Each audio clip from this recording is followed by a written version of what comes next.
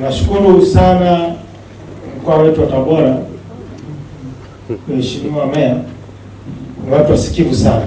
Tunafanya kazi na wafanyabiashara ambao kwa kweli wengi wanazingatia taratibu ambazo sisi watu wafaa tunawaambia. Kazi zetu nyingi za kukagua, kwa sababu tunapenda kukagua viwanda, majumba, majengo tofauti, magari, wanatupa ushirikiano. Tunawashukuru sana. Lakini pia tunashukuru uongozi wako, wewe ukiwa mkuu wa madiwani na kiongozi mkuu katika manispaa hii. Watu wengi wanaleta ramani zile tunazisoma na kutoa ushauri. Tunatambua kwamba serikali inafanya kazi kubwa ya kutuwekea miundombinu ya shule, hospitali, masoko na vitu kama hivi. Kwa kweli wengi wanaleta hapa kwetu, tunapitia zile ramani na kuwashauri.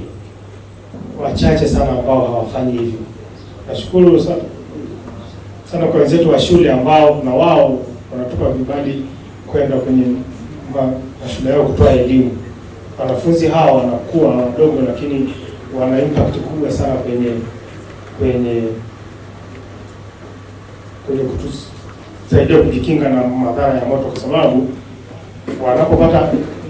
wanapotualika wenzetu wa shule, tunapoenda kutoa elimu kwa watoto, hata akiwa nyumbani, ndio mzazi wake kufundishwa kwamba hiki sio sawa, hiki ni hatari.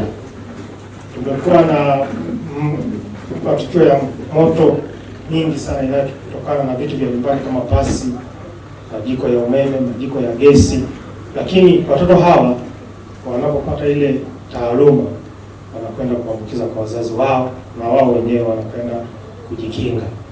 Tumekuwa na matatizo ya watu kuunguliwa, mabweni kuungua, mashule kuungua, lakini sio kwa kiwango kikubwa kwenye mkoa wetu wa Tabora.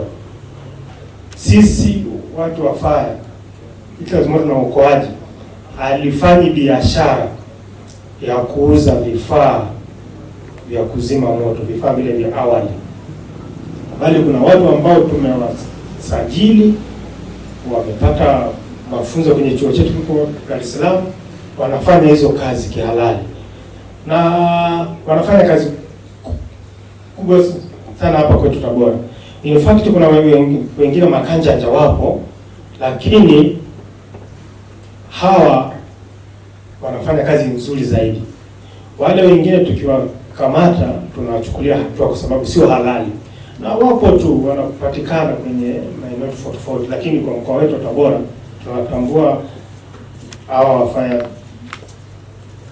dealers wako 7, makampuni 7 ndio tunao hapa kwetu. Na nikuombe Mheshimiwa Meya, napojenga mashule, masoko, zahanati na vitu vingine, washauri kwamba wawape hawa watu kazi, kwa sababu wale wengine wanaokuja makanja zawali wanatuharibia, wanaweka vifaa ambavyo sio sahihi, wanauza kwa bei kubwa ambayo sio sahihi pia. Kwa hiyo wakati mwingine watumieni hawa. Kuna mmoja mtu Active General Supply, CG Traders, Mkitanga Fire